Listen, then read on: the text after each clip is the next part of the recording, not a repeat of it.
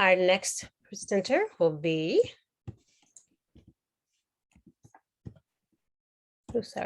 Dr. Cody Dixon. Hello, Dr. Cody. What would you like to share about yourself?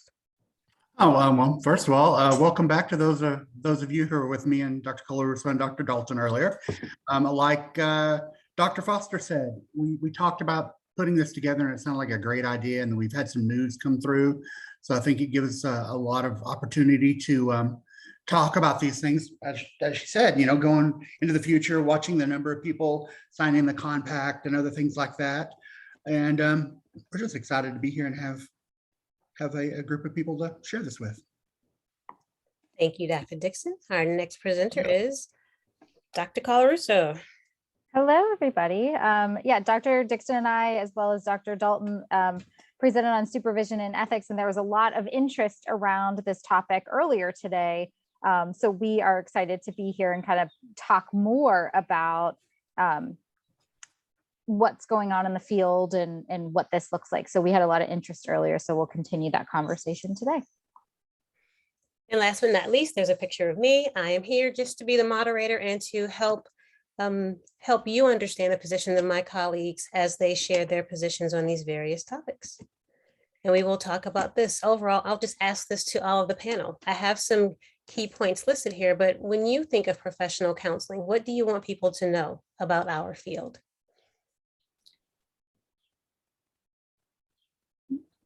Dr. Dixon, I can go first. Okay. Go ahead.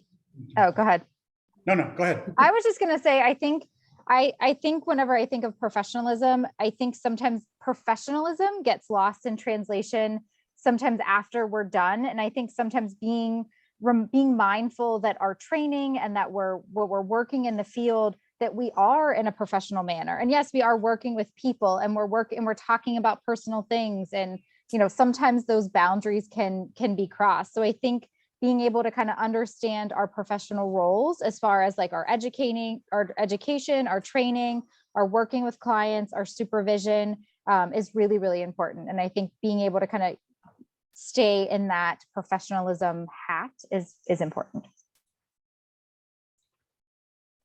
Okay. So I would agree. And though you are the moderator only, according to you, Dr. Russ Wilson, I'm actually going to call on you for this as well. We have this conversation a lot because, counseling really is a young field in terms of all of the other mental health fields. And so what is it that sets this apart? What is it that makes this a different profession? And going to what Dr. Colarusso said, part of it is our training. Part of it is, our supervision. Part of it is our professional comportment and ethical responsibilities. And the reason I'm asking Dr. Rush Wilson to come out of her moderator role and as a panelist is because she does a very good job of talking about the difference of counseling. So Dr. Rush Wilson, your mental health sisters. My mental health sisters. Okay, so in my doctoral program, I found myself in a position where some of the students in the master's program didn't exactly know which program they were in. And some of the doc students were a little confused because my university had lots of mental health professions taking certain classes together. So there was some confusion about which track am I actually in. And then even within the counseling program, there were 3 tracks within our program, then 2 disciplines within our department. It just got to be kind of confusing. So to help out some of the students, I created this story called The Mental Health Sisters that I shared with some of you already before. But the way that the story goes is that philosophy and medicine are at a bar and they like each other and they decide to give it a go and they make a family and they have 5 children, have 5 daughters. The oldest one they named psychiatry and she's really smart. She's like 17 years old and she's really into drugs, but really smart. And then there's a sister right up underneath her named psychology, who is also pretty smart. She looks up to psychiatry, but psychiatry is just a little different than her and doesn't pay her a lot of attention. So psychology kind of has her own thing. She sometimes dabbles a little bit in drugs here and there too, but not quite like psychiatry. And then there are fraternal twins right up underneath her named counseling and social work. And they're into wellness and connection with one another and feeling healthy and quinoa burgers and all these things that for some reason really seem to irritate psychology a lot. And psychiatry kind of ignores all three of them so far. And they kind of have tension sometimes between them until mom comes home with this weird baby named marriage and family therapy. And everybody's like, why do you keep having kids? Why is she here? We can do that. So these sisters fight like crazy inside their house, where psychiatry might take the keys and drive the car and go to school and everybody else has to walk. Or psychology takes 3 hours in the bathroom in the morning so nobody else can get in there. Counseling and social work have created something for breakfast and nobody really understands and nobody wants to taste it. And marriage and family therapy wants to talk to everybody when nobody wants to talk to her. So they fight in the house. But when they leave the house and they go on the cul-de-sac where other disciplines are, like the law family or the English family or the geology family, if any of those families says anything about the mental health sisters, they will all turn on you and fight you to the death. Because out in the world, they will support each other. But when they're together, they kind of fight sometimes about things that don't really deserve a fight because they're all there to serve the same purpose. They're all there to help people become who they need to be in slightly different ways. So they are all related, but they have their own take on the way in which they approach that position. So Dr. Foster, those are my mental health sisters. They have cousins too. And you can see why I asked her to share that with the group, because it's really important in terms of we're distinct, and yet we're part of a larger identity in terms of mental health practitioners. And so, Dr. Dixon, did you want to share? Sure. Yeah. So, me and Dr. Rush Wilson have talked about this before, and it's kind of funny. I kind of had the same experience as her coming up through my different training.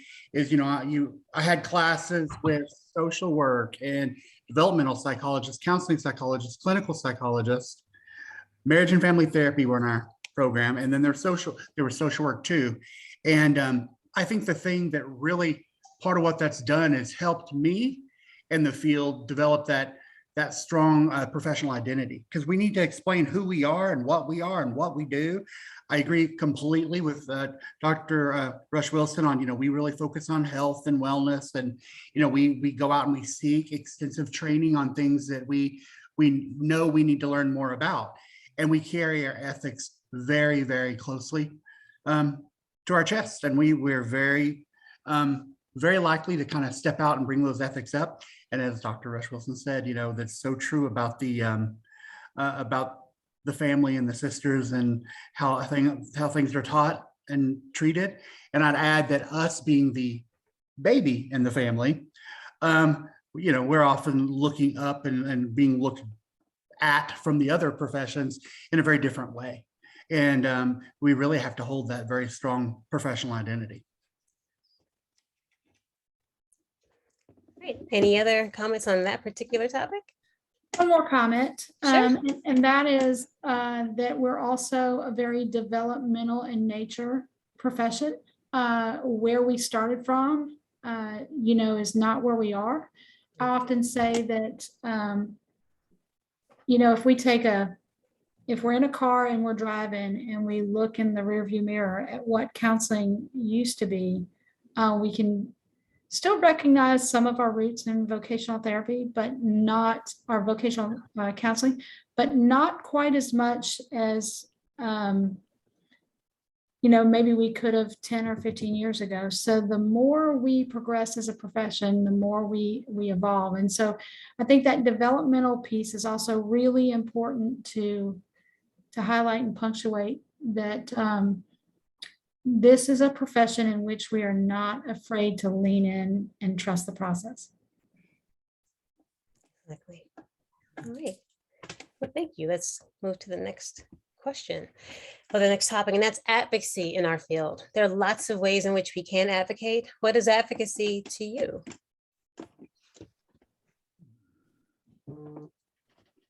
I can go first. I have a lot of words.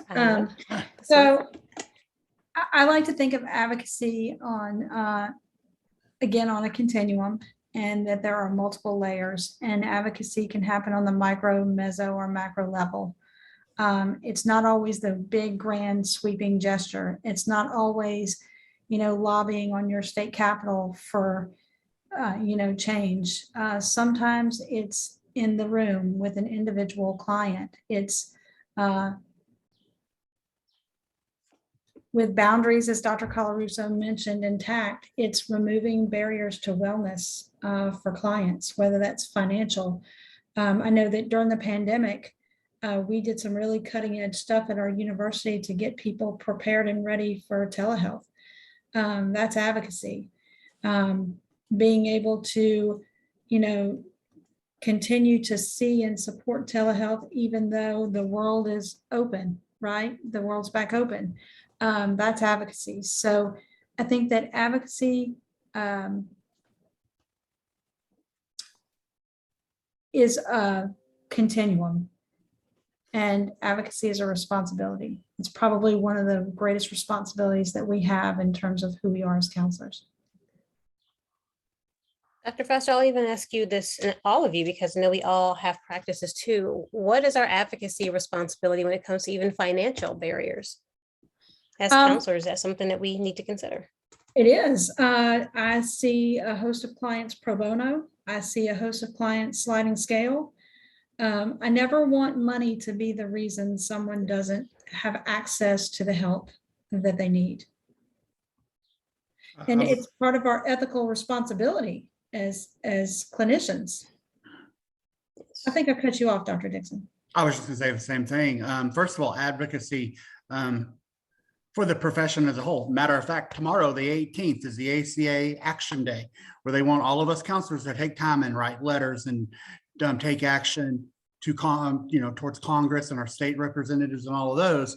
And that's all big and grand, and we love that, and please very much do that. But 100% agree with at the local and in the office, you just very micro level of your clients. I'm the same as Dr. Foster. I see a whole host of clients, many on sliding scales, many pro bono. I travel to a 2-county area where I see a whole lot of people for free, just because otherwise they wouldn't get it. And the technology is not good enough for them to have access to telehealth.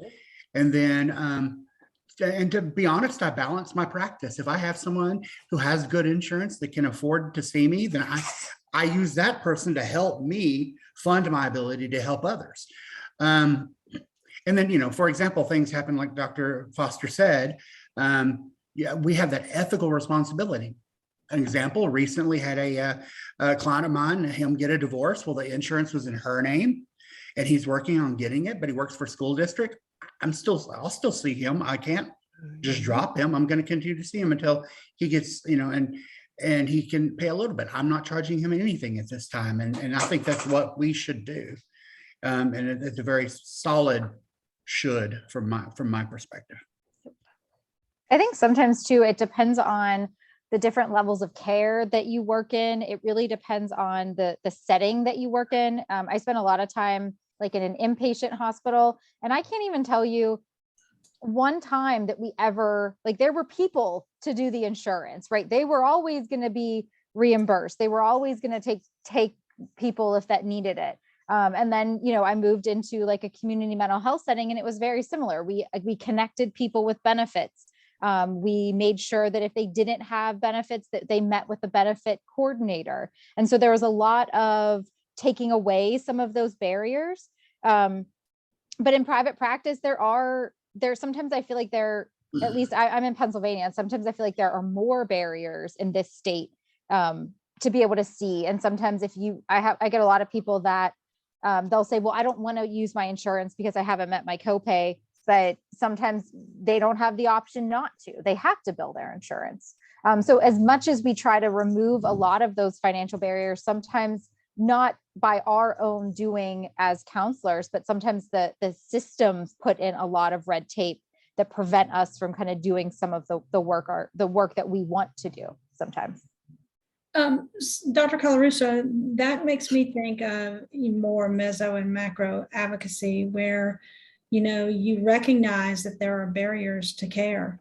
I get, on average, I have a waiting list at my office. I get on average 15 to 20 calls a week for services. I can't see them. I maintain a directory of other clinicians in the area I can refer to. The unfortunate truth is that every clinician in my area has a waiting list. Yeah. And so one of the other things that I can say is systematically, in terms of people who have or do not have insurance or financial means to support them coming to counseling, I get a lot of clients who are older adults, and the Medicare Parity Act keeps them from coming to get services. And so from a meso and macro level, that's something that I do every year. And if it doesn't pass for whatever reason this year, I'm going to do it again next year in terms of fighting for parity, not just because I think it's the right thing to do. And going back to the sisters, I'm just as skilled as any of my other sisters to be able to work with older adults who have Medicare, but because it's the right thing to do for my clients. It's the right thing to do for my clients. Dr. Harris, who is a faculty member here with us, he worked tirelessly during the pandemic to help older adults and senior citizens be vaccinated during the pandemic. And, that wasn't necessarily something that took place in his office. That was not traditional talk therapy or whatever else the case may be. But I think that's the other piece of it is recognizing that the power that you have as a professional far exceeds the four walls in which you do therapy. I'm a member of the Professional Counseling or Pennsylvania Counseling Association. It's just like an interesting tip. But they sent a survey out of Pennsylvania licensed counselors and how many people would, if they had the ability, Dr. Foster, you mentioned Medicare, and how many people would be interested in providing services to clients who did have Medicare insurance. And the number of people that responded was 115,000 counselors would provide service to people who had Medicare insurance. And just hearing that number, I was really blown away, as I knew that there was a need and there was interest, but to know that there are that many people in just one state to provide service to those individuals who have Medicare is really important and really powerful. Joey brought up another really good point. The VA healthcare system is also extremely limited in mental health community care. Dr. Dixon, I'm going to let you address that because I know that you're working to break barriers with that, even for our interns. Yeah, so and they're a tough group to get ourselves in the door. And we talk all the time. I've had this conversation with students over long periods of time when they're trying to get in there. And really, sometimes it simply comes down to whoever's directing that clinical site, that location, has to be open to the idea of having a counselor or a counselor student or an intern for that to work. And that takes a lot of work on our part from a faculty perspective, because we have to get in there and help that student convince these VAs to allow us to come in. I actually am one of the few people in my office that takes TRICARE, and some of the others do not. And so just having those services available to veterans and other people. And one thing that people forget a lot of times when they think of TRICARE and stuff like that, they forget that that's for them and their families and their children too.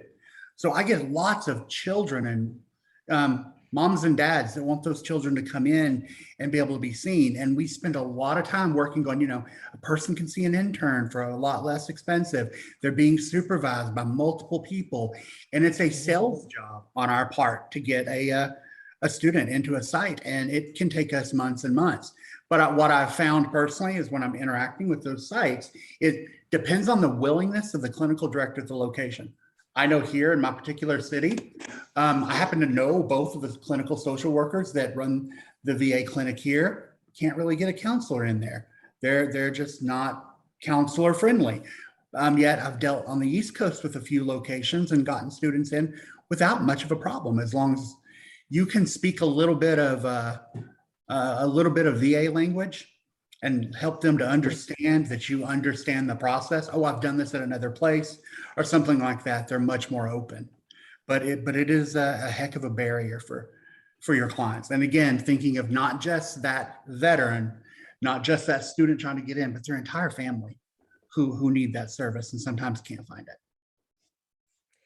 We're going to advance the slide, but we're going to keep the topic the same. And there's something else, Dr. Dixon, that you said that I'd also like to highlight. There is an organization called Give an Hour. So once you are licensed, Give an Hour is an organization that allows you to give an hour of your clinical time as a professional to working with military families. That's something I've been able to do for several years, and they will either come to your office in person or they'll do telehealth, whatever they need or whatever works for that particular family, as long as you're licensed in whatever jurisdiction they're in, to connect with them and help the veteran, help their family, help somebody associated with them through whatever issue they have. And they don't usually have sliding fee, at least in my experience. These are families who really just need the free service. So that's something you can also consider when it comes to advocacy in this profession and working with veterans. Okay, so continuing with our discussion on advocacy, what about things like Compact? Does that at all have any kind of advocacy undertone and restriction of barriers for people in counseling? Yes, so I'll start. I'm on the Government Relations Committee in my state. I'm in Louisiana, the Louisiana Counseling Association. And we're working, this year to get the compact through in the state of Louisiana. And we've done grassroots. Can I stop you for a second, Doctor? What is Sure. Compact? The Counseling Compact is this really fantastic endeavor. And you can go on Counseling Compact, I believe it's .org, to look at where your state is. I think it's really kind of neat to watch the map turn blue. The Counseling Compact is something that those of us who've been in the field for a while have been fighting for and never thought we would see the day come. And so the Counseling Compact is so exciting.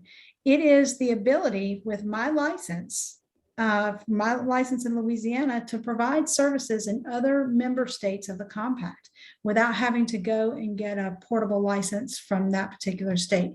So it really does remove barriers in terms of where you're able to work, the clients you're able to see.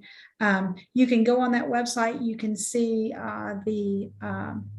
I call it template legislation. That's not fair. The universal, that's better than template, the universal legislation language that the states who are working on adopting the compact are using. What will happen next, now that we hit the magic number of 10, those first 10 states, unfortunately, we didn't make it in Louisiana to be part of the first 10. They will come together and develop the rules of the compact. In terms of, okay, so Louisiana, I'm restricted in Louisiana in terms of assessments. So therefore I will be restricted in every other state in terms of the assessments that I can do. You go with what your individual state law is currently. That's the way the compact language reads currently right now. But here's the thing, guys, for everybody on this call, for every state that's represented on this call, for having begun the process of the compact, there's a state who hasn't. And so reach out to your local government relations committee from your state and ask. And it's a process. I mean, in Louisiana, we've been working on it for a couple of years in terms of what this is going to look like and mean. It's sitting with our state Senate. We'll have a vote on it tomorrow. It passed our House of Representatives. And so we're really working hard in my particular state to make that a reality. Last year at this time, we had one state. Right now, I think we're up to 13 or 14 states. But again, that's not everybody. And so reach out to your local representatives, reach out to your counseling associations and find out, hey, where are we at with this? What do we need to do to move this initiative forward? Because again, like I said earlier, I am 50 people deep on my waiting list. I have somebody who works in my office who calls other agencies every week to see if they're taking new clients to move people off of my my waiting list as a point of advocacy. Think about if we could double or triple or quadruple the number of clinicians that our clients had access to so that they could be seen immediately. I mean, the power of the compact, it's all aspirational right now, but it will be amazing when it is done. As you can see, I'm really on fire about it, so I'm glad I got to speak on that first. I'll leave the rest for Dr. Colarusso and Dr. Dixon though. I'm in one of those states that doesn't have the compact yet. I'm in one of those two more difficult states. We always count that as Florida and Texas, and I'm in Texas. They haven't. We make a little headway, then we fall behind a little bit. One of the things that's just clearly obvious is that the states don't always necessarily think about it. So what's funny to me is about 35 years ago, they set up the interstate compact for criminals. So if you're on probation, parole, or something like that, and you get out and you want to go to another state, there's a nice long process to do that. But no one's ever really thought about that from, what about getting them those services? What about this? What about that? Now, so they'll set being in Texas and being one of those states that was, if not the first, one of the first couple that enacted that interstate compact from a perspective. It kind of shows you in a way how states view things. They're talking about safety, but there's also, there's money and things involved there. Whereas we have this compact that would help people, and it takes us forever and ever and ever to get them to do that and to move forward in any of the actions that we ask for them to do. And for us to be able to just simply, being a person who's so close to another border state. So New Mexico is 75 miles away from the city I live in, right to the west. We have so many clients who have to, come in back and forth, but they have to come to us. We can't come to them. And having a contract or a compact in place where we could very easily have that relationship without everyone having to follow all the license, even though we don't have the compact with that state, we don't have a full agreement with that state. If you're licensed in this state and you want to get licensed there, it's kind of a 1-week process and it's good. But that's a rarity. We don't have that. We don't have that same relationship with Oklahoma, Louisiana, some of the others. And so, one of these days, this will work to where we'll be able to, make this work all the way across the U.S. for all of us. Yes. I think that's one of the toughest things is, Dr. Dixon said he's in a state that doesn't have the compact, and I'm also in a state that doesn't have the compact. And I think that, I hear Dr. Foster talking about it all the time because she's so involved in it, and I love it because I'm in Pennsylvania, and if I wasn't a member of ACA, I would have no idea what the compact was because no one in our state talks about it. And so I think even just, as I'm hearing Dr. Foster and Dr. Dixon talk about it, I'm thinking, I wonder how many other people in my state are like me, or how many other people in any state that isn't part of it or haven't heard about it really have any idea about it. And so I think even just knowledge and awareness on that these things are coming up in other states is really important to be able to be aware of. Again, like I said, if I wasn't a member of ACA, I would really have no idea about it. And so I think the awareness of where our field is going, earlier we talked about professional identity and what kind of the counselor role is. And that really is not only do we have to, stay up with our trainings and our certifications and focusing on our clients, but focusing on our field and what that means for us as counselors and the ethics and the legal piece of it and the state requirement is really also very important. Yes. I'm going to say one more thing about it, then I promise I'll stop hijacking things about the compact, Dr. Wilson. I live in Louisiana, as I mentioned. About 8 months ago, we endured Hurricane Ida, and where I live was directly in the path of Hurricane Ida. All but about 4 of my clients were displaced. I reached out to a state because I had a client reach to me and say, hey, I'm really struggling. And I reached out to my state licensure board, I reached out to the state, the receiving state of my client to say, hey, I have a client who's displaced and is really struggling. And the state told me you can do a 15-minute consultation with the client. And so going back to this place of ethics and responsibility to and for our clients, that's a really tough thing for me to kind of sit with, that I get 15 minutes to like ensure you're okay and basically find somebody quickly to see you. Now, we've already talked about the dearth of mental health services. And so it was quite the challenge to really make sure that my client was taken care of, because our code of ethics doesn't stop just because there was a hurricane. I'm still responsible for what happens with my clients. And so that's the other piece of this compact, that the other piece of the compact really opens up, is it provides us the ability to see our clients when they've been displaced. I had another client whose parent was dying and was going to be out of the state for 6 months. Well, because of the state, the receiving state, because of the state I live in, I wasn't able to see that client. And so all of those sorts of barriers to access can be removed with the compact. So again, if you don't know where your state is with it, I highly suggest you find out, even if you're a student, because that's the caveat. You've got to be licensed. You have to be a licensed provider to partake in the compact when it happens, but you will be licensed even if you're a student. One day you will be licensed and this will be your reality. So don't think, oh, I'm a student, my voice doesn't matter. Your voice absolutely matters. So reach out to those people with your associations and find out where you are.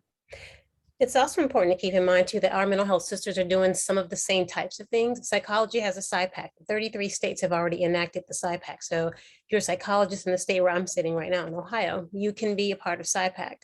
Compact legislation is pending, is doing well in Ohio for compact, but with social work, they're talking about it and they're saying that it's important to have, but NASW has not yet gotten the momentum that two of the sisters already have. So it's important to be aware too of what's going on in the rest of the family with respect to having access to services for all of us across the state lines.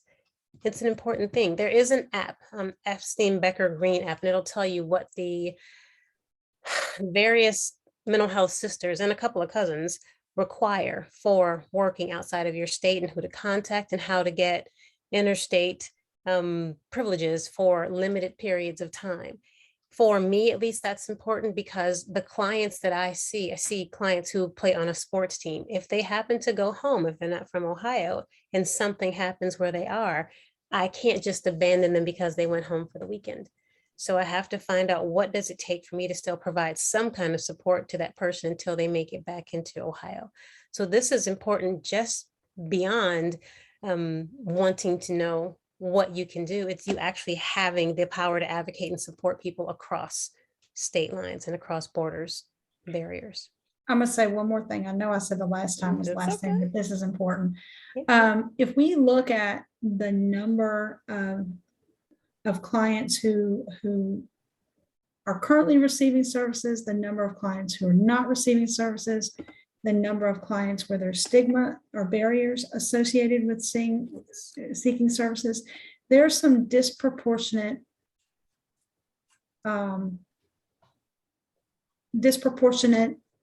numbers in terms of who's able to get services and who's not able to get services. So this idea of the compact also does a lot in terms of stigma and being locked out or having less access to services. There's a great website. I'm going to put it in the chat, but in the advanced ethics class that I teach, the students are required to go there and they're required to look at kind of what's happening in their own communities. It's a fantastic website. And the name is actually escaping me, which is crazy because they're just getting ready to do that in advanced ethics. But you can see the state of what's happening in your individual communities. You can look at where is there disparity, where are people being locked out. How do I make a difference in my community in terms of helping them access the care that they need? So I'm going to pop that in the chat. What other aspects of what's going on in the field and advocating?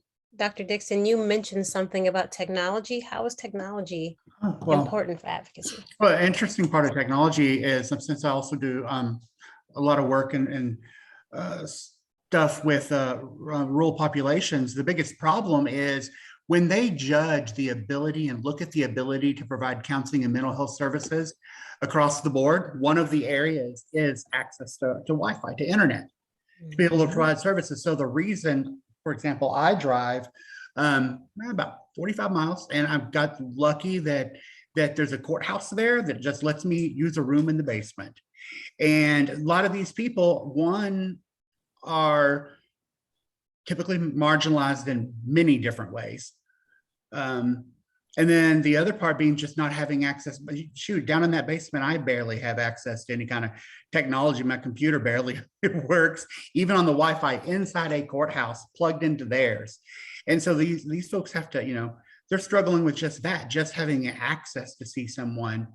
And unless they have the finances, which most of them do not, to drive 45 miles once a week to see someone, they can't. So the really crappy part is we have technologies that can help people, but we cannot always fix those internal barriers there in some of their small communities. So we really have to push for it. And they have to, in a sense, kind of advocate for themselves. But part of our job is to explain to them what they have rights for. You've heard lots of talk, nowadays is, is Wi-Fi, is access to internet service, provider services, is that a basic human need now? I was talking to one of our other professors yesterday who also works in rural communities in Mississippi, Dr. Pickens, and he said the same thing. He's like, yeah, we believe that Wi-Fi is an absolute basic human need now. Because of the connection to other people, their ability to get services, being able to see, we have teledocs nowadays and all those things, but some of these communities cannot get those. Yep. So part of our advocacy has to be at that community, county, city level to say, hey, you need to improve this access for your people. And then they'll usually say, well, we do pretty well. Yes, the families and folks of privilege do have that access because, they have the finances to literally put a tower up in their backyard, in their community, but they then own that access. So it's a little tricky. So like in these two counties, which are about 6 communities that I see people, yes, there's access, but what people don't really know sometimes is an individual or a small entity can own that access and not allow others to have access to it because they're paying for it and they just won't allow it. It's it's a huge problem. I think even one of the other things that really was an eye opener, especially whenever the pandemic kind of first hit around technology, is there's a lot of individuals that I worked with that have phones that are prepaid or phones that only have so many minutes from, they're free phones and they get maybe 200 minutes. And so when the pandemic first hit, there was a lot of individuals that had to choose, I can't have a 60-minute phone session because 60 minutes is a third of the amount of minutes that I get on this phone allotted for 1 month. And so we had to be really creative around, doing 15-minute sessions or doing 30-minute sessions, or, maybe trying to help them access technology in a different way. And it was really, there's a lot of things that we, if my Wi-Fi goes out, I'm like, oh, I'll just use my hotspot and go on there, right? But there's a lot of individuals that don't have the ability to use that technology, or if they do, they might not know how to use it. And so even just education around how to access. Earlier, we were talking about the board certified telemental health certification, and even just being able to kind of troubleshoot technology as you are using these telehealth platforms. And so kind of having that as a responsibility for not only do we have to know how to help them advocate and access technology, but what happens if we're in the session with them and it doesn't work? Then what is our responsibility around there? Yes. And here's something else I'd like to even consider linking on to what you just said, Dr. Colarusso. We've all worked in the online setting longer than there has been this particular pandemic. So I've worked, I know you've worked longer than 2 years doing this. And even with telehealth, with counseling online, I've done it longer than the pandemic. I've been board certified longer than the pandemic's been around. This is not new, but it created a huge influx of questions, curiosity, knowledge, use, when everybody had to understand how to use telehealth, how to even do education online, to become a counselor, to be able to advocate. How has that affected your work? Or all of a sudden, what we're doing is in style, not just something that seems obscure to greater numbers of people in the population. So Dr. Foster, your smirk or my smirk? Go ahead.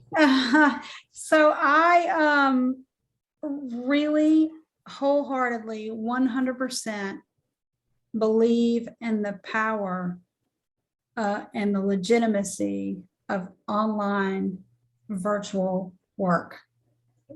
150%. And so for years and years and years, that's been a conversation that, this group has batted around, and other groups that I'm in, around really the legitimacy of online. I remember one of the first conversations I had with someone with a provider in Louisiana, because they know what I do. She said, well, I just don't even know how this is going to work. I guess I'm going to need to do it because of my practice. I can't wait for this pandemic to be over. You can't create relationships online. And I almost fell out of my seat because I was like, don't you tell my students that, because they'll fight you on that. Don't tell my colleagues that, because they'll fight you on it too. We know and understand and appreciate the power of it. So I think our next hurdle with this is sustained legitimacy, because there is a camp of people who get it now. They're like, oh, this is totally legitimate. What was I thinking? Then there's also a camp of people who couldn't wait to go back to normal and begrudgingly use telehealth, clients and clinicians. And then there are us over here that believe that anything I can do in person, I can do online. And I 100% believe that. So I don't think we're out of the woods in terms of the legitimacy yet. I still think that there are some hurdles and some barriers that those of us who use it, support it, and advocate for it still need to bridge. Interesting. In my practice, you get the choice to, if it's on the days where I'm in the office, come in person or be online. And sometimes I think a person is going to be online and they show up at the door, that's fine. Sometimes when a person is sick, almost always, if somebody feels sick, they'll just stay and do their session virtually. There are some advantages to having the option to do both, or to do either. I agree. I have lots of clients that take the same option. Like, they know their next session's coming up. Maybe they're feeling sick. They get, a lot of times it's, hey, I'm at home with a sick kid, my husband or spouse or individual. I hear this a lot from a couple of my clients. Well, they're out of town, so I'm watching the kid. Can we do it online? Whatever. And then a lot of them like to come in. Now, honestly, we all completely support it, but I also believe in the stance when it comes to certain diagnosis and people not being really a good fit for telehealth. I'm one of those people who, if I'm seeing somebody who is there for like significant major depression, it's important to me that every once in a while, every couple of visits, they do the process of getting up, getting dressed, taking a shower, taking care of themselves, and coming in the office. Do they get mad at me about it? Most of the time. But, I was like, well, part of this agreement is you also need to take care of yourself, because these folks are just so depressed that sometimes for them it can be an out, but we don't think of it that way. We just think of it as, yes, you can do those things, but there's lots of utility in you getting out and coming into the office. And that's a therapeutic, that's a therapeutic choice, not a, Yep, no. it's virtual. We can't, no, I can. it's what's in the best interest of your client, right? Absolutely. Always best interest of them. They'll struggle sometimes with it. Same thing as you were saying also, Dr. Foster, is, and Dr. Rush Wilson, during the pandemic, I think it was 3 presentations that I did, one for the Alabama Counseling Association, one for the Tennessee Counseling Association, where they begged for someone to come in and talk about telehealth ethics and what it should look like ethically and what all those rules are. So, from like the board certified telemental health approach, like, what are the risks? What are the rewards? What do we need to know? It's not just a bunch of people going, oh no, there's a pandemic, let's just all hop on Microsoft Teams. No, there's more than that. And you need to legitimize it as that, as Dr. Foster's, having those conversations with people. I did too. I was challenged in those meetings where people are like, well, but what about this? Well, but what about that? It is the right of the client. It's access they have an ability to have, but we want to do it ethically and correctly.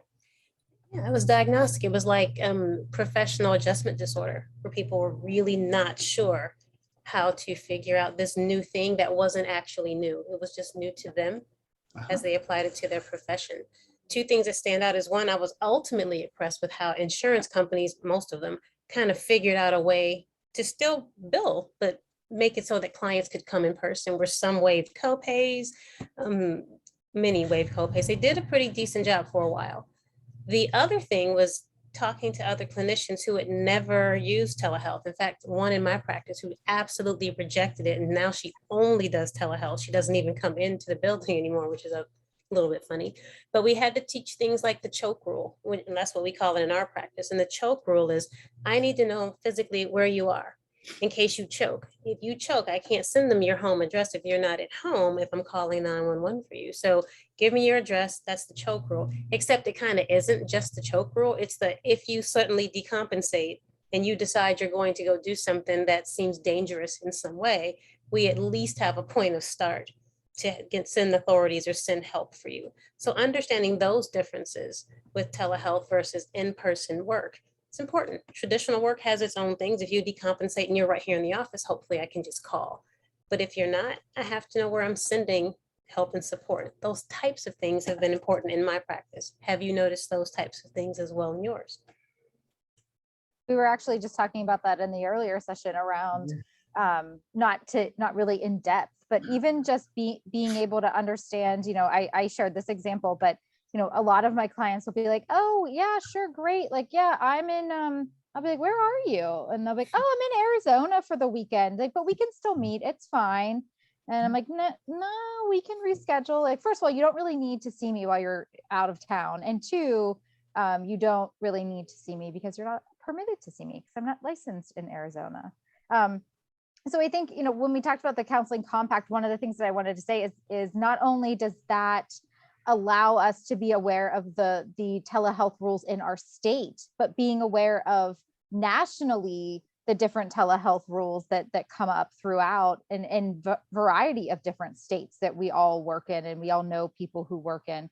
And I think the other thing is being able to kind of set those barriers around, like you were saying, Dr. Rush Wilson, about where are you? Like, I need to be able to know where you are. And it's not just, let's just hang out and chat via Zoom or, an electronic health record. This is a session, and this is just as equally as important as you would be walking into the office. Yes, that's one of the things that I ask straight away, Dr. Rush Wilson. Even if it's the same place that we see each other every time, I know that if they fail to identify their space, then it may be compromised, because we talk about that in our first session. So we don't, if you can't identify where you are to me, that means that we're going to reschedule the session. So, not only does it alert us in terms of where to send authorities, but it also alerts us as to whether or not the space is safe. And, we've learned lots of lessons with this over,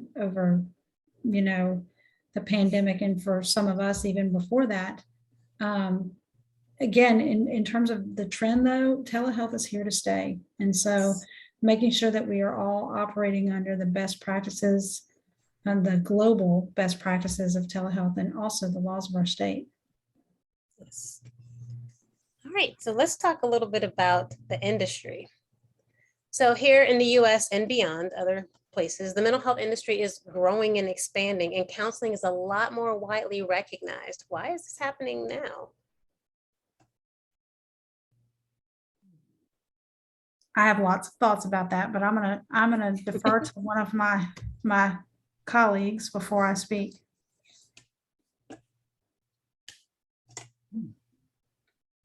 I can think I of have, it. Oh, go ahead. I was gonna say, I have, my one thought is, I work with a lot of college students and I work with a lot of high school students in my private practice. And I think honestly, I think social media has had a huge impact on just making mental health treatment common and kind of normalizing it to a lot of individuals. And I think our world and what is happening, people are kind of realizing like life is stressful. And I think a lot of people need to just have an outlet that isn't the people that they spent time with in their homes for the entire duration of the pandemic. But I really, and I really think that the younger population and like the college students that I see and the high school students that I see, they really, I even actually have this one, I have a senior in high school and she'll be like, oh yeah, I talk to my friends all the time about their therapists and you and what we're talking about and what we're doing. And it's not the stigma base that, you know, it was 5 years ago, really. Completely agree. I was thinking just in a broader sense, just the sense that we're just so much more interconnected than we have been. There have been, if you think 5 years is a good number, if you think about the last 5-10 years across the world, it's, you know, it's been very, very, very difficult. And yeah, you know, social media makes a lot of sense. And then I also think that a lot of it, even not just in the United States, but around the world, is that people are more willing to talk about it. You see more celebrities, you see more news people, you see random people being willing to talk about their mental health. You know, my daughter on occasion will, and she's 12 years old and goes to an all-girls school. She'll on occasion come pop in here. She'll grab business cards and they'll talk about it. They'll talk about their mental health, and they all just talk about it. My eldest child, same way. They all talk about their mental health. I think that across the board, it's finally becoming less stigmatized. And many countries that didn't believe they had problems before are realizing there are problems in their own communities. Because any community that has humans has problems. Right. That's just, you know, kind of comes with those mammals. I've noticed too, along what you just said, Dr. Dixon, that it is almost not only acceptable, but normalized, and even again in style, to use that term again, to acknowledge that you need to have your healthcare cover multiple aspects of the human experience. So one of my clients, for instance, said to me, I have a dentist, I wouldn't have a therapist. I don't typically associate those two, but I got the point that she was making. There are various things I need to do to take care of myself. My niece in Georgia once called with her friends on the phone because one of her friends was restricting her eating, and she knew that I worked with eating disorders. So she wanted to know, how can we find somebody in Atlanta that can help her with this? And it was like a panel. They had their questions ready. It was impressive because these are 7th graders at the time. Have you noticed that it seems to be considered almost a necessary thing with clients, almost regardless of age, kind of like a thing that is more trendy now than maybe it was before, not just with younger people, but across the lifespan? I would say that even more than trendy, it's more acceptable Okay. to acknowledge it. Mhm. You know, as we're having this conversation, I think that technology is gold here. You know, technology has opened so many doors in terms of normalizing the experience. I had a client send me a TikTok the other day and say, oh my gosh, she gets me. And so I think it can be used for the greater good. And I think that it can also be used for not so greater good. I know in my state, very recently, we had a high profile case a couple of weeks ago where there was a cheerleader at a university here who took her life, and she posted it on her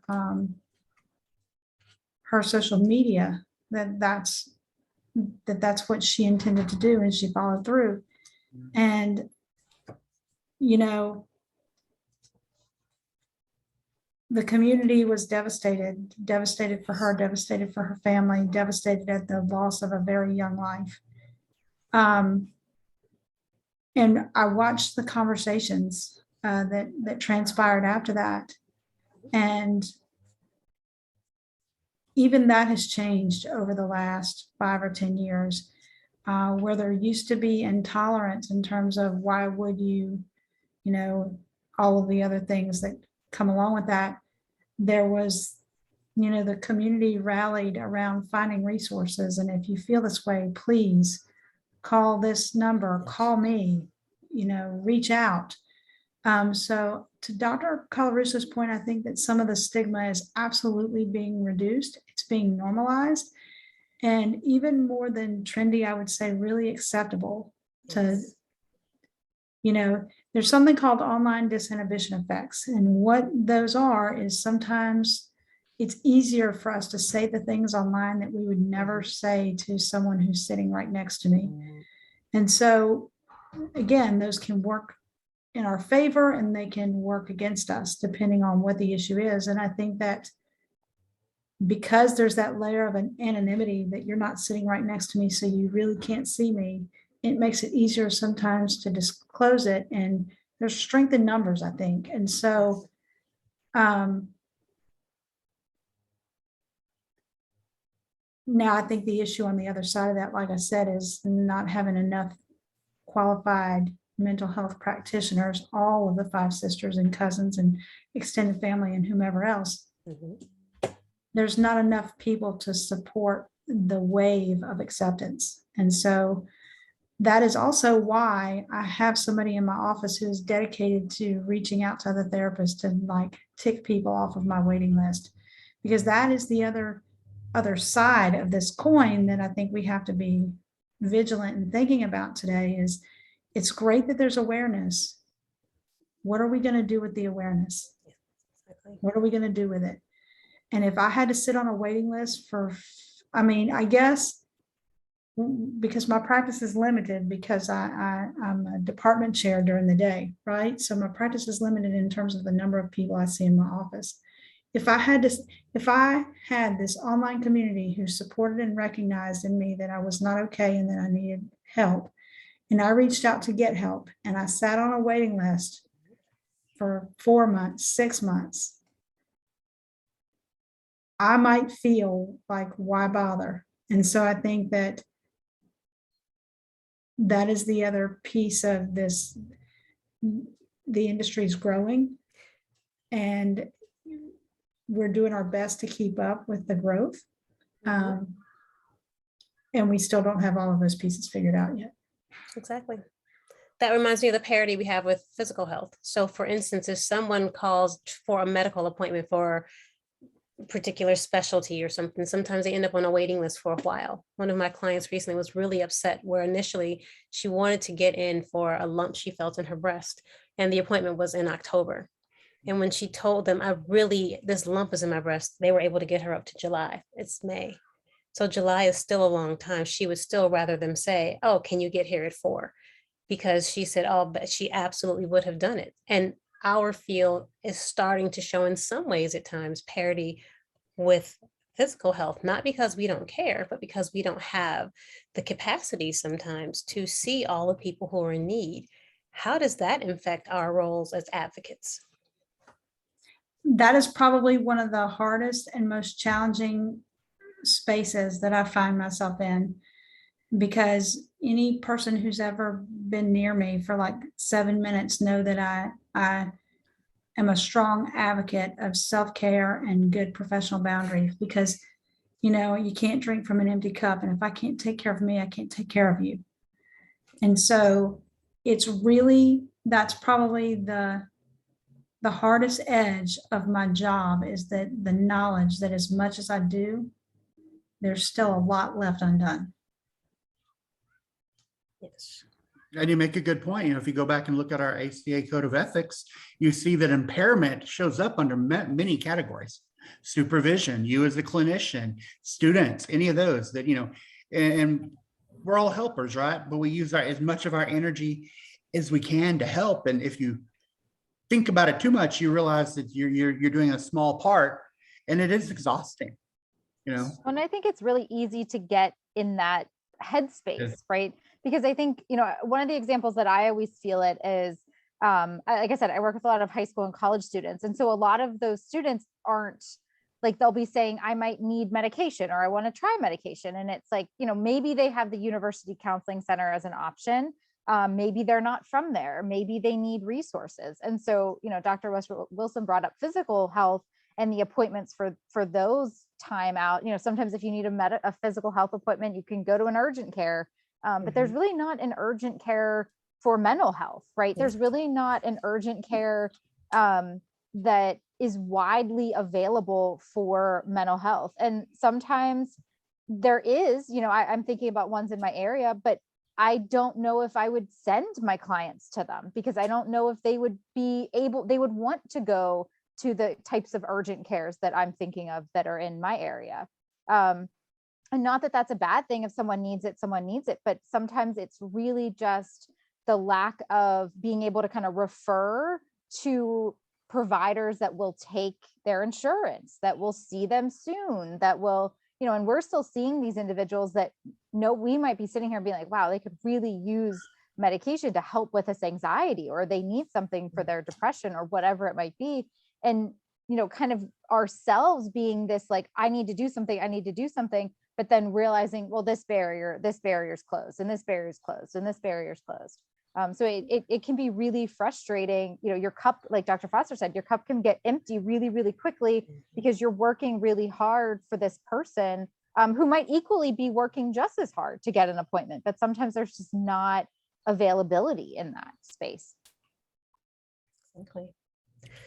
So now I'd like to talk a little bit more about something Dr. Foster touched on a little bit, which is the amount of mental health crises we hear about. And we hear about these things on a daily basis. As I share with some of my colleagues, when we wrap up this session, I will head back from Cleveland back to Toronto, and we'll stop in Buffalo to play flowers at the grocery store where there was a shooting over the weekend. Because once again, there's a mental health need, a crisis, and there have been 2-3 mass shootings since then. There's so much intensity constantly going on in our field. How do we make sense of this? How do we know how to respond where no matter which way you look, there's something going on, and there's really not a time to stop and regroup without you forcing that time into your life? How do we make sense of this?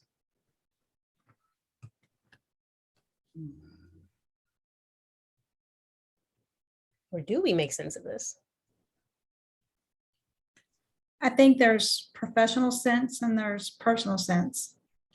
And the personal, and they both, my personal and my professional sense, can't make sense of part of this. I just cannot understand why things happen in the world. And I know that I can't change them. You know, I can't undo what's done. But I do have a responsibility for what's to come. And so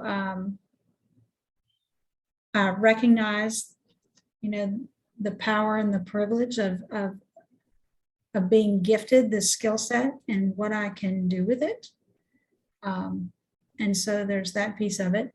For those of you who don't know me, some of you do, some of you don't. I'm an existentialist by both training and choice.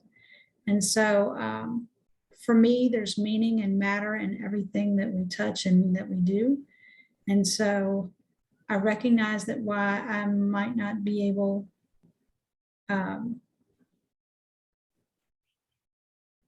I'm limited in terms of all of the things I want to do to help and support people. But I also know that, you know, if all I get is a moment in time with somebody, I'm going to make it count. Dr. Sose, he's on term off, so I don't think he's here today, He's an existentialist as well, and we have conversations. And one of our favorite quotes is by Ram Dass, and it's, "We're all just walking each other home." And that's what I think about when I think about, I can be very overwhelmed if I think about, I know I'm going to wake up tomorrow and there might be a crisis or an incident. That's the reality of the world that we're currently living in. I need to recognize what my part is and where I can insert myself to affect the most change. And recognizing that I did the best I could on any given day. So that's kind of where I'm at with it. Dr. Dixon, Dr. Colarusso. You know, I sitting there thinking about it as you were talking too, and you know, you're right. Yeah, that professional side and that personal side of you. And then I think sometimes just to kind of make sense of some of that, you look at, you know, historically, and you look at, again, what we were just talking about with technology before. This is kind of one of those negative sides of technology in a sense, because there's just so much information and misinformation and confusion and so much politicizing so many different things that you struggle just to make sense of it ourselves so we can help our clients through it.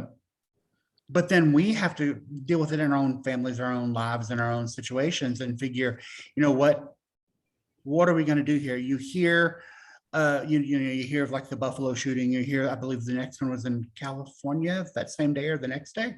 Mhm. You know, you hear about those, but we also hear about them so quickly. Mhm. So, you know, it's kind of funny. So very, very, very long ago, when I was in a social work class on deviance back in like the early 90s, we had, with our sociology class, we'd actually, he made us research school shootings and made us research shootings in our community. And so you think that long ago, and what people don't really realize is it's been going on like this for a very, very, very long time. We just didn't know about it day after day after day after day. Matter of fact, in that class, and I want to say, and I think this might have been roughly around the time of the Columbine shooting, probably one of those that really started making shootings come up a lot, you know, that really had that background to it. You start realizing that these things happen a lot. And now I think it adds to the growth of an interest in mental health. You know, one of our speakers that we're going to have, Dr. Andy Young, he's a negotiator, a hostage negotiator, and a negotiator with mental health clients. And he started in our community several of the programs that are putting, you know, professionals in the car with police officers and things like that. So we're having those shootings and we're having these acts of domestic violence and terrorism. It's, you know, Mhm. and we're trying to respond to them. But we also feel like we all have that care for our client without letting our own personal, political, social views to bleed into that session with the client. It's very hard when you hear a client who, in a sense of ignorance, believes some of the things that have led to some of these things. And so it's a challenge for us to, you know, bite our tongue at times. And so, yeah, I think about them when they happen, simply because I always look at them in a sense of going, all right, what happened? What was the situation? And what's the result going to be?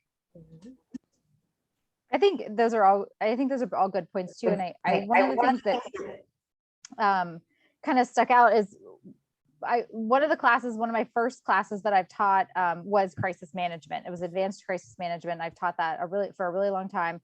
I used to do suicide risk assessment training with the police officers. And so crisis was kind of like really my thing. And so whenever I look at mental health crisis and the media and kind of how we make sense of it, the things that I think about are like, if we didn't have media, if we didn't have social media, if we didn't have the news, would this be a crisis? You know, how much is the media portraying some of these things, right? You know, the shootings, yes. The war, yes. But sometimes I feel like when there's not as much news, how much are they making things a bigger deal than what they are? Depending on the news that we're listening to, everyone has different sides. And so I think being able to kind of take time to think about how do I, Dr. Dixon was talking about the professional side and the personal side, as well as Dr. Foster. And it's like, what do I think about this from both perspectives? How do I make sense of this? And kind of taking time to think about what that means for yourself, aside from listening to the media outlets that we have and what those things are. And, we all experience crisis differently, and we all experience what that happens. And sometimes it's not really about the event, it's more about the perception. And so I think that is really important to kind of consider as we talk about like how we do make sense of this. Good point. And as these things happen, I often pay attention to the news more than I would want to, because I know my clients will come in with concerns around these things. And my clients often feel like they are targeted people by profession, by demographic, by whatever, that something's going on and something out there might be trying to get them. So having an awareness of how perhaps there is a mechanism by which things seem more intense than they really have to be is important. To be able to help people see things as neutrally as possible while still acknowledging the monster that really might be out there for them is important. Dr. Rush Wilson, I was thinking back to a particular week during the pandemic in which every client who had come in had been personally affected by loss with COVID. And, I live in a hot button state where COVID is concerned. We're probably one of the lowest in terms of vaccination rates in the country. And so again, that's not to say I agree or disagree with either side, because that's personal Susan, that's not professional Dr. Foster. What I can say though is that, over and over and over again, every day for a week, that I had a steady diet of listening to horrific stories of loss. And so that would be the other thing that I would say around the personal and the professional self. Your personal self needs to understand where you are with things, because if you don't understand, your professional self is not going to be able to hold the boundary, and your personal self is going to show up in the room. So you got to figure out where you're at. And I'm like you, I don't watch the news. Everybody who knows me knows that unless there's like a weather event, really, I don't watch unless there's a reason. And there have been reasons in the past week to watch it. And I can tell you that I've watched it because of the shootings. I didn't want to watch the things that were around the shooting, and those drug me down terribly. The things that surrounded, the positioning of all of the other news around it, to Dr. Colarusso's point. And so I don't watch the news to gain other people's perspectives. I watch the news to gain my own and allow people to have their own perspective on whatever it's going to be when they walk in the room. And then at some point, and maybe this was a different conversation, we need to talk about the vicarious trauma that comes from hearing all of these different things, from the media to our clients. We are still people and take those things in. Going to move forward on the slides, and maybe that'll be a part of the topic. Why is this field even important? Even though maybe this slide should have been earlier in the presentation, because I think we may have already answered this in some ways. I'm just going to say that being a part of the profession is a gift. And I feel like every day I wake up and get to do the most important work in the whole wide world. And no one we'll have to have a professional debate if anybody believes differently. It's one of the most important things I've ever been gifted to do. And I meant it when I said we're all just walking each other home. It's such a privilege not to stand in front of a client and drag them places or stand behind them and tell them what they should have done.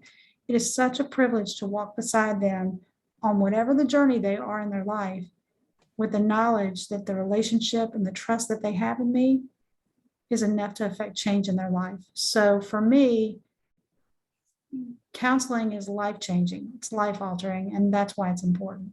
When we think about the number of people who are coming to our offices and coming to our door or coming to our Zoom or Doxy, whatever, looking for support, how great is it that we get to be the one, right?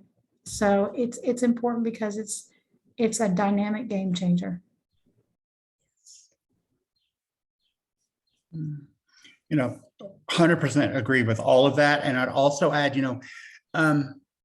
I think it's also important because I like it from the empowerment perspective.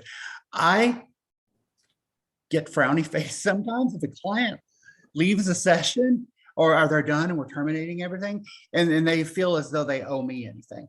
I love it when clients leave and they're like, oh my God, I did all this work. And it's all about them. That's what I want. I want them to be empowered and to believe that it was all their work and I just happened to be sitting in the chair across from them while that was going on.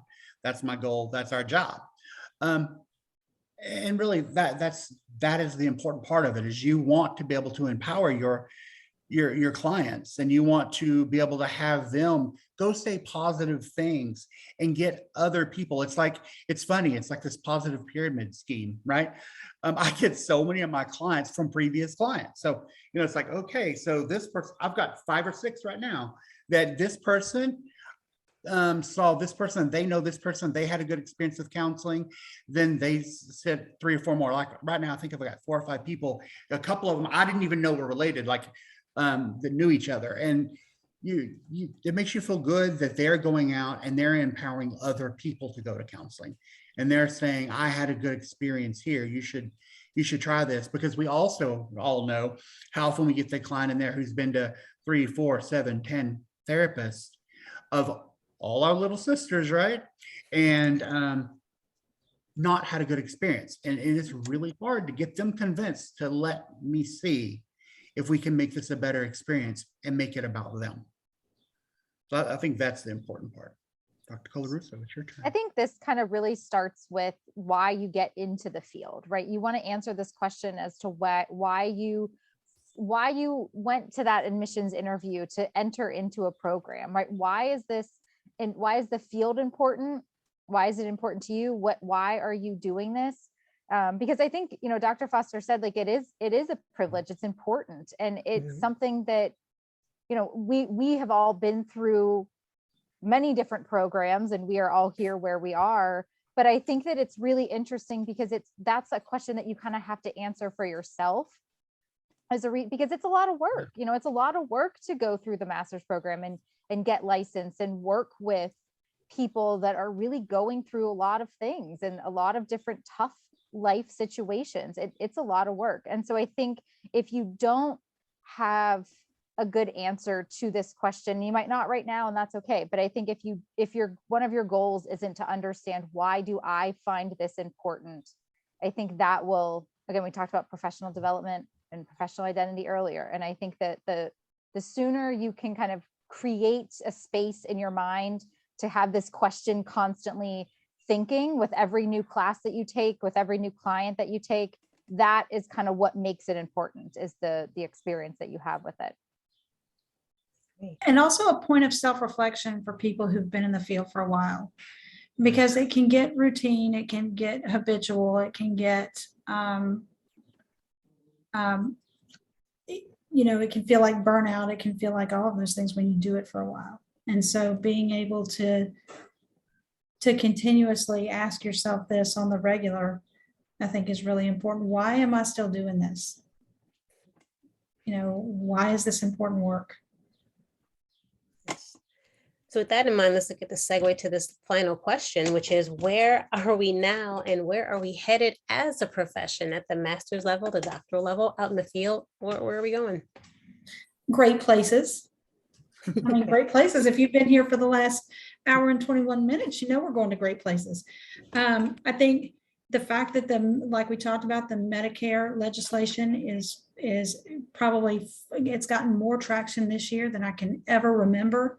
That's a great place to be. That says we recognize that counseling is a legitimate way for people to be supported across, the human lifespan.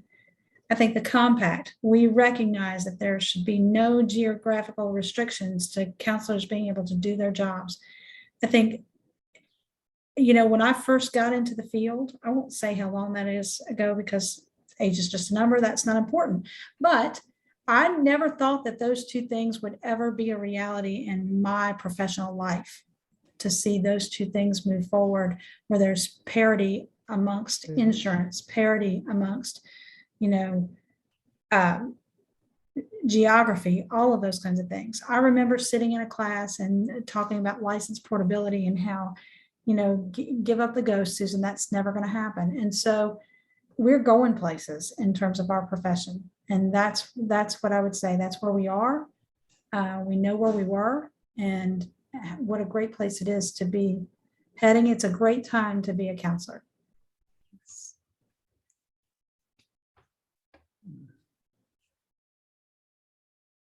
Dr. Colarusso, Dr. Dixon? I think it also goes back to our conversation we had earlier about technology and telehealth, and also mental health crisis or mental health services around the world and things like that. I think we've all talked about this. Us as people who train master's and doctoral level counselors, it's been wonderful in the last couple of years to see more students that are in foreign countries, that are outside the US, that are wanting to be trained. I know Dr. Colarusso, because I've worked with her a few times, we have a student who's trying to get a site in Egypt at a pediatric specialty hospital. And when you talk to some of these sites, it's not a no, it's just well, we've never been approached like that before. And they love it, having students in Lebanon, having students in South Africa, having, France, having them all of these different places, and just Canada. wanting Canada. Yeah, where are you? We'll leave you guys out. Yeah, Charmaine, yeah, our doc student, you, and yeah, Canada, all these places we have people, and they're accepting it. I do not believe 5 or 10 years ago, we would have made any traction with some of the agreements we've managed to do. Like you pointed out earlier, Dr. Foster, with the military. We have a relation, I'll talk specifically about one. We have a relationship with the Naval Academy health unit in Annapolis, Maryland. That only changed because we happen to know a student whose dad was a general, who was a SEAL trainer, who hated to see the number of people that were getting sick and having mental health issues that were coming into the military, leaving the military and things like that. So it only became his willingness to tell other people, this is what we're going to do. Or the psychiatrist in Egypt who has decided, yeah, I'll take this on. We need to train more people. And they're glad. The best part is they're happy to have them American trained. They like to have them in, and they like it. And that's the feedback we get all the time.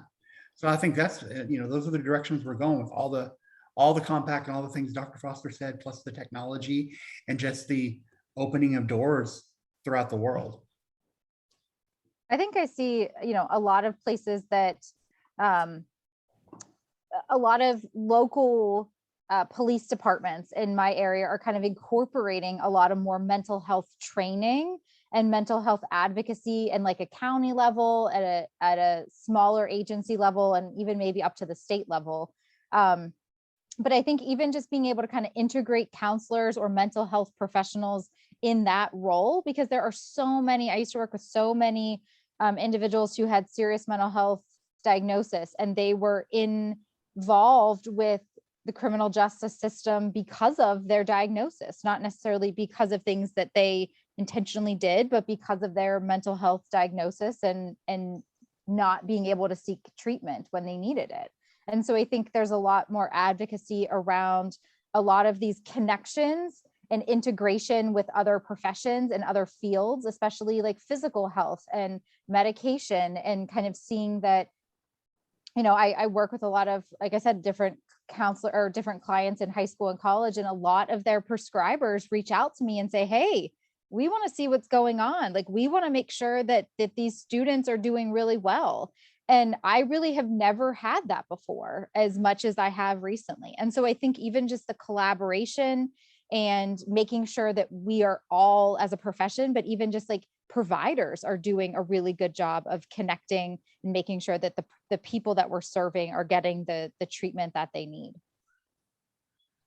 As you spoke, Dr. Colarusso, I thought about two things. One is how impressed I am with certain industries with their increased awareness and action around making sure the people in their field have mental health access. So certain professions, even I'm thinking of sports in particular, how there are clinicians on site at these different pro teams. At the same time, I think about some of the work I did when my mom was an elementary school teacher, and how little information there was about mental health there.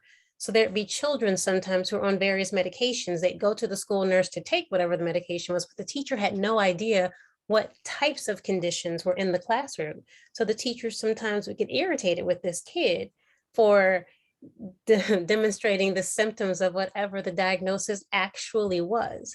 I'm wondering, as you think about this, what's on your wish list for how mental health is integrated into this world in which we live? Who needs us? Who's not quite using us yet?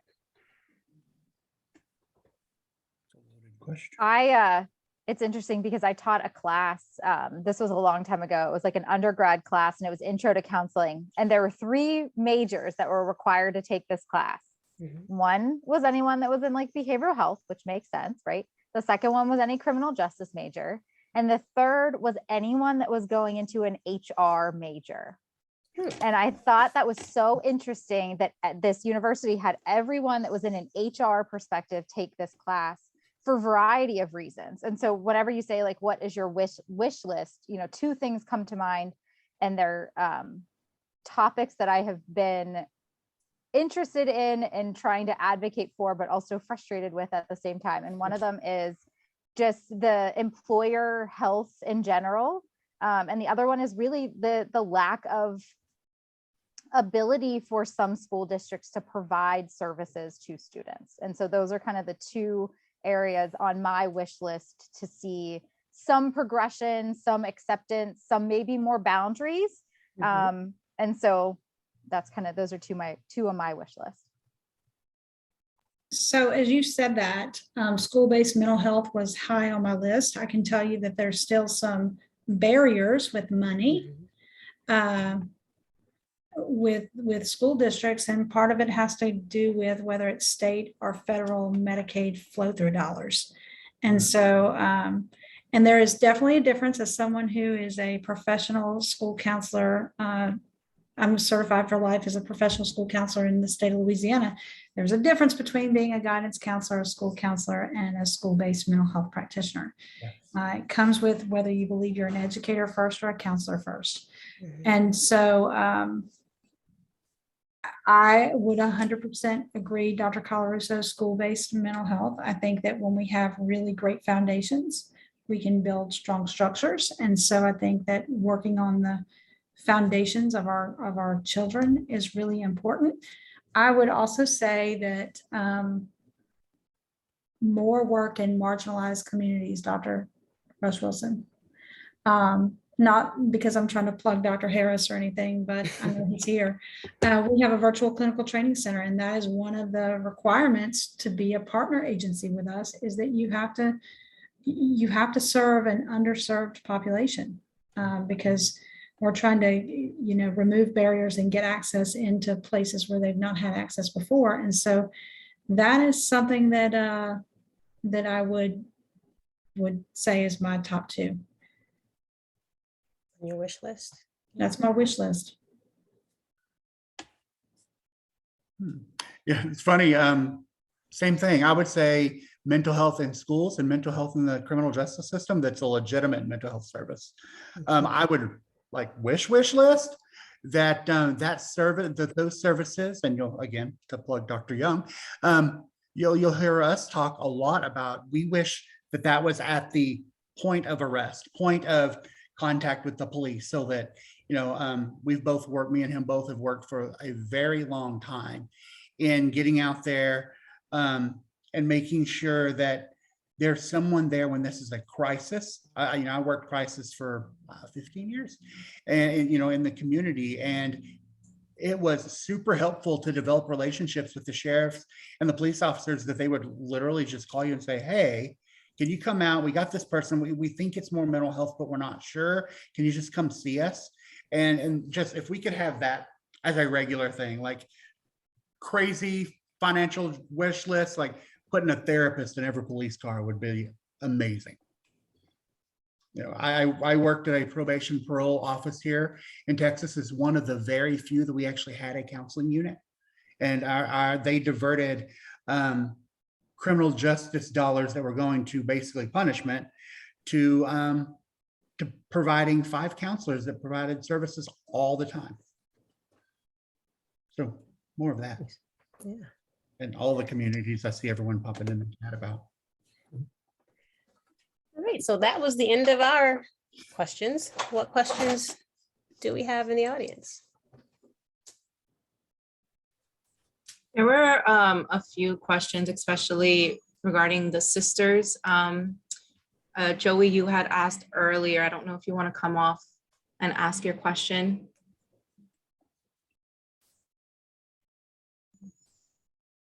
Or I can ask it for you. Other.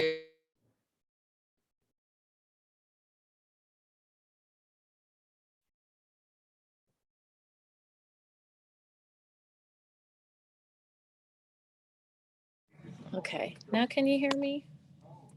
No? We Okay. can. Yeah, we I can. guess my Bluetooth is dead. Yeah, I've never really understood the difference between, I know that social worker and mental health counselor are not, those terms are not interchangeable and they have slightly different jobs, but could you help me with the distinction and in what roles and professions they might be drawn to or going to? Thanks. I'll give a partial answer to that because I am not a social worker, but the person in my practice, one of my colleagues is a social worker. She's a clinical social worker. Her orientation is largely on resources, strengths, on connections with the community, on making sure people are able to access things. When I worked in my master's internship, I worked at Children and Family Services, and that was a part of my job. And I had to learn really quickly how to access these various resources and make connections and communications because that was a part of that particular job. Did a lot more work with the court system there. So it was a different kind of community base versus my counseling focus, which tends to be individual or maybe with the family, but not quite as much community resource oriented as her name is Maureen. My colleague Maureen is, even though she's a doctor of social work, she sees clients. We do slightly different things. I think the better way to have that question answered, and one of my colleagues can certainly answer it, is to actually ask a social worker what they do, because they will have a whole different perspective based on their ethics from NASW versus what I would have with ACA or what someone would have with APA or big APA, the American Psychiatric Association, or AMA. Everybody's got a slightly different ethical code with an ultimate charge of being able to help people, but perhaps pursuing a slightly different path in history toward making those changes. I would just Okay, add to thank that, you. Rimley and Herlihy, they talk about the 3 things that are necessary for professional identity, and that is code of ethics, that is professional association.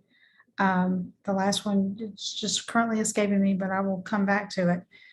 One of the things you know, professional association, code of ethics, that's really bothering me. I will think of it, Joey, before we end the call.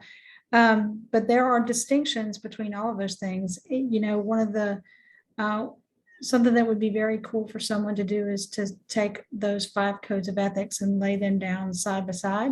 You're going to see a lot of overlap, but you're going to see some things that are really distinct differences. Counseling, I would say, really focuses in on a wellness model. You know, where psychiatry is more of a medical model, counseling is more of a wellness model. Social work is probably more of a community and resourcing model.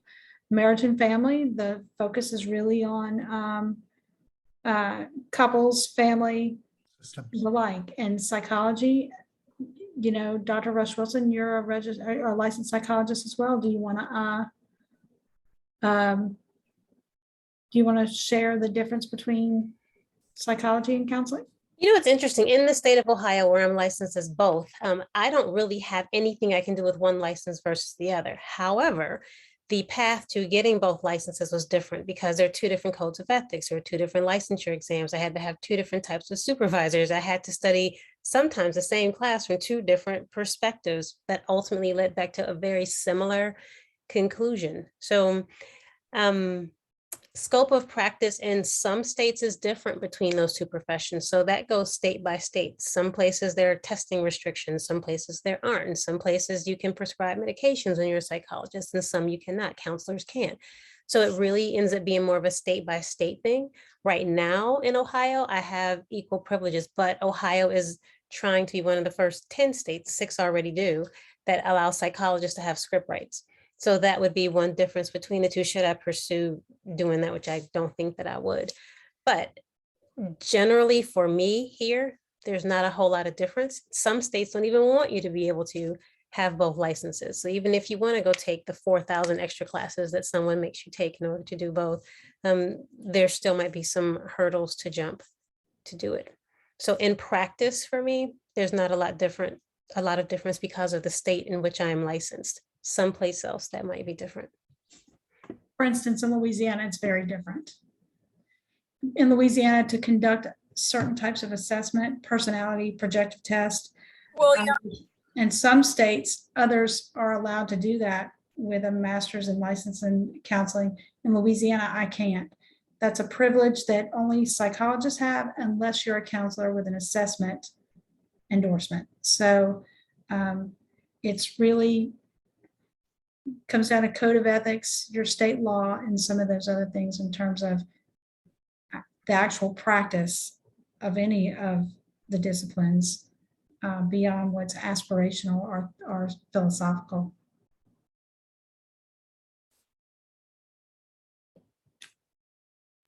So what other questions do we have? There was another question in the chat and I cannot find the person who said it, but I guess they wanted more information on the ACA's advocacy for Medicare to offer more mental health counseling coverage. If you guys could address that. Well, very recently, if you're a member of ACA, you should have gotten a email that says, hey, we're doing some grassroots advocacy. Reach out. This is the message you should say to your senator or your representative. There's legislation pending in the United States Senate and the United States House. If you're a student at our university, you should look in the advising forum if you're one of our students in our program. If you don't know where to find that, you can, Dr. Colarusso just put it in the chat. That's where you can go to advocate for parity. So that's where we're at with it. I think we've gotten farther this year than we've ever gotten before.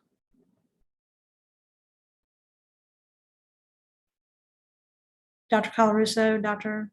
Rush Wilson, Dr. Dixon, you want to add anything to that? No, that's yeah, same thing we were talking about. And, you know, again, tomorrow is an action day. So you'll get, if you're a member of ACA, you'll also get those emails from them saying, take some action on different issues, not just the Medicaid one, our Medicare one, because we got them. And we get notices from them all the time. We got one about Medicare late last week. We've got a couple today. So that, you know, they'll send out, if you go to the website to like new news, they'll send out, and there's information every time a state adds it, they put them on there. Hey, this is the 10th state, this is the other state. So if there's any issue, they have a, oh goodness, can you guys recall the government liaison, government relations part of their website. You can actually click on that and find out what advocacy is going on. Government affairs. Thank you, affairs. Yeah. And you know where you're needed, and you know, one of those things, if you're more passionate about the compact, or you're more passionate about Medicare, you're more passionate about something, go, just do something, take some action.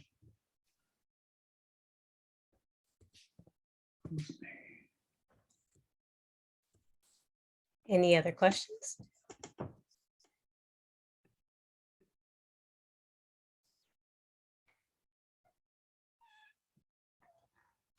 All right, we sure? Going once? All right, looks like we have wrapped up. Thank you all for your time, attention. Please don't hesitate to reach out to any of us with any questions or concerns that you have, and enjoy the rest of the conference.